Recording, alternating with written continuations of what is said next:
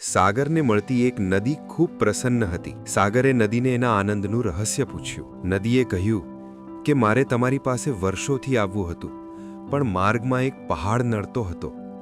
વર્ષો સુધી પાણીની થપાટ મારી મારીને તેને નબળો પાડી મેં તોડી નાખ્યો અને આપણું મિલન થયું. સાગરે નદીને કહ્યું, એક કામ મારા માટે કરીશ? જો, બાજીમાં નેતરની સોટીઓ ઊભી છે, તેમાંથી બે ચાર લાવી આપને.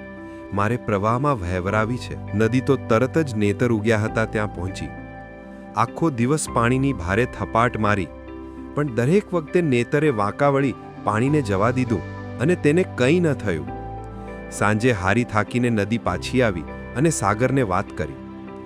સાગરે કહ્યું, જોયું, પર્વતને તોડી શકી કારણ કે તે અક્કડ હતો. નેતરમાં નમવાનો ગુણ છે, તેથી તેને કંઈ અસર ન થઈ. દરેક વખતે તે નમી જઈને તને માર્ગ કરી આપતું હતું.